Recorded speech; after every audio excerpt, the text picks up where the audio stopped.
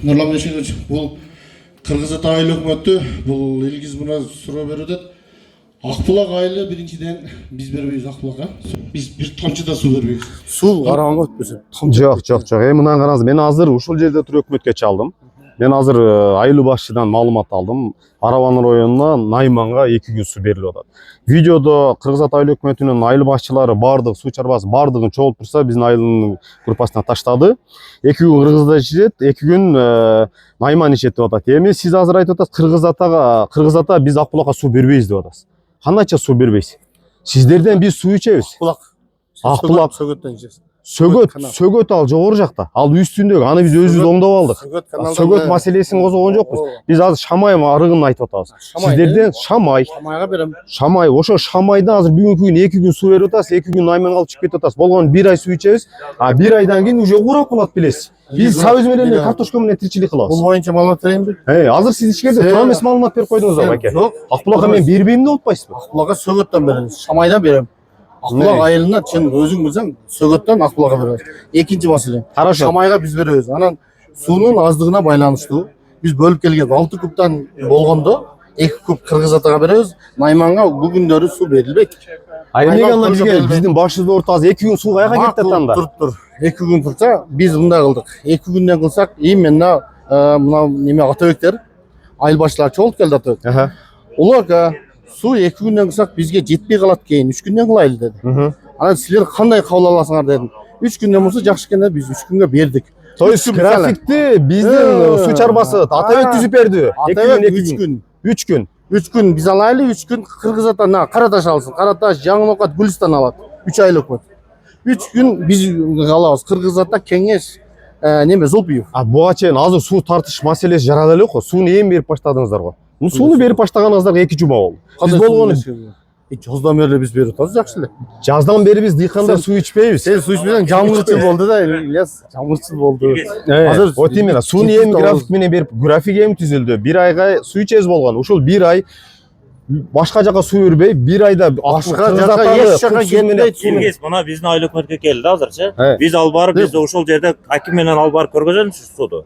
Анан кийин ошол жерде жеринен алып. Сиздер жылы бересиз эме, суроо берип бүтүп бул барат сиздер менен. Бул азыр сен сиз кетип калсаңыз да артыңыздан жетип барат. Акимдин артынан жүргөнгө милдеттүү. Мына бул Кыргыз Атаданчы кетпейт. Кыргыз Атадан жаздан бери көлгө суу өтпөйт. Ушуну бир айтып коеюн. Жок, Араванга суу өтпөйт. Мен карасам сиз билесиздер, бизде картошка менен эле сабыз менен тиричилик кылабыз. 1 ай ушул ызычы, элди ызычы кылбай эле сууну 1 ай берип туруп эле 1 айдан кышы менен биз берип атат го, азыр иш чакырып. Азыр бүгүнкү күнү айылда группамда эл ызычы топтолгон суу жок байке. 3 күн болсо 3 күн азыр берип зона алат, 3 күн берип зона алат. Мурда жок эле го бул түшүн. Мурда жок эле суу кеңири эле, суу азыр деле суу кеңири, мен биз суу көрүп келип атабыз. Күптү бөлсөк жетпей калып атат, Илгиз.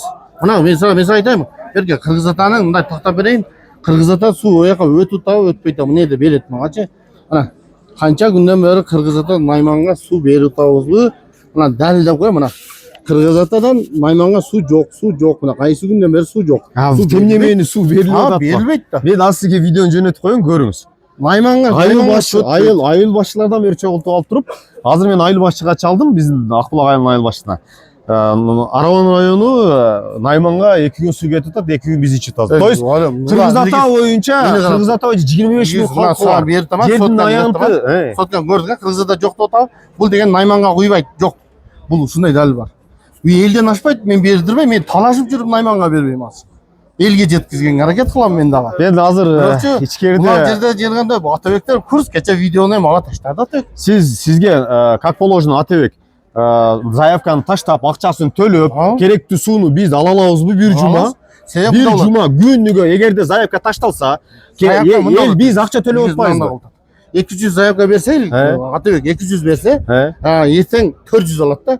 3 күн алмады да, 400дөн алат да, тез элге жеткизет аягына чейин. Кеңеш улуу болсо каналга батпайт го, сиз ойлогондой 3 күндүктү бир канал менен алып кетип каналга суу батпайт го. Мен 2 куб берсемчи, 2 куб берсем кеңеш мен Кыргыз Ата Шаймай жетет. Ылдыйдан берем, сайдан берем. Демек маселе бул жерде.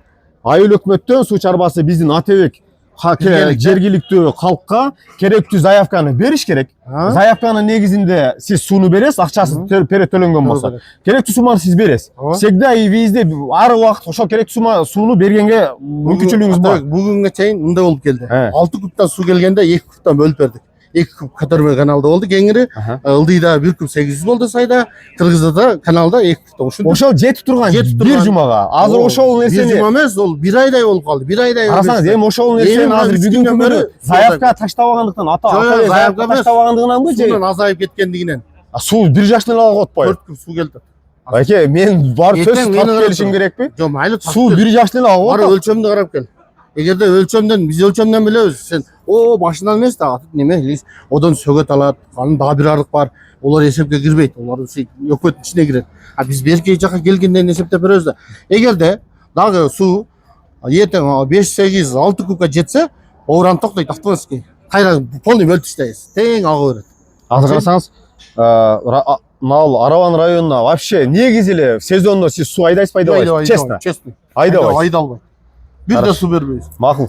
Мен милицияның ылдыйынан көрүп атасың. Кара суу, баягы Исанттан түшкөн кара суулар менен 40 кол менен көпүлдөп азыр 5 кубтай суу алат. Ол эми биз эчтеке кыла албайбыз. МЧСке да суроо берип алайын. Сизге маалымат бар, азыр ичкерде берилген суроону жообун мен жакшы укпай калдымбы, чогуп кетти. Бул жана суу эмеси менен көпүрө боюнча. Көпүрө боюнча. Кимге таандык экен? Депке Үсөтаки, сизгеби, кандай? Ал опасность.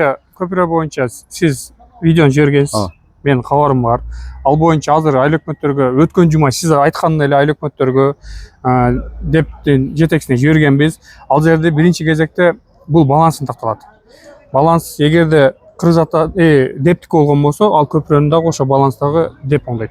Биз аны оңдой албайбыз. Анткени мисалы үчүн акча бөлүнсө да мамлекет кайсы максатка бөлүнөт? Анан ким балансына деген суроо көтөрүлөт. Азыр деп конкретно биздики эмес деп мага отчет берди да уже. Конкретно атказып бизге караштуу эмес. Ал жерди сиздер быйыл тазаладыңыздар го. Селкана сиздерге таандык да, көпүрө сиздерге таандык эмес. Жок, мындай болот. Селкана МЧСке таандык болбойт. Селкананы биз МЧСтин милдети бул айыл өкмөттүн күчү жетпей атканда биз атайын алдын алуу иш-чаралар негизинде биз иш кырсыктын алдын алуу максатында быйыл тазалап бердиңиз. Алдын алуу боюнча айыл өкмөт бизде суранган үчүн биз ошол жерди биз өзүбүз тазалап бергенбиз. МЧСтин балансында андай нерсе жок. Анан кийин көпүрөгө келген болсок, көпүрөнүн эгерде жол айыл өкмөт болсо, бул ички чарбал жол болуп эсептелип кетет. Анан кийин астын бекемдөө сиз айттыңыз габион сетка деп. Габион сеткага ал жерге только бетон гана куюш керек. Габион сетка болбойт. Азыр ким алат буну алдын? Кимге кайрылалы? Анткени уже алдын көрдүңүз да видеодо опасно. Уже подушка на воздухе висит. Ооба, мен бул боюнча мындай кылайлы. Бул боюнча менден азыр оштон комиссия келди. Ошол жерде кызматкерлер барып көрүп, тийиштүү корутунду берип туруп, анан кийин эмне сунуштар бериши боюнча ошо кагазга түшүрөт. Ошол негизинде миске маалымат берет. Кырсыктын алдын алалы дегенибизде эртең машина менен же маршрут менен кулап кетсе, жамандык болсо, жоопко тартылат да. Биз деле барыбыз деле ошол иш менен эле жүрөбүз. Тездетип берсеңиздер, суроо. Рахмат, бар болуңуз.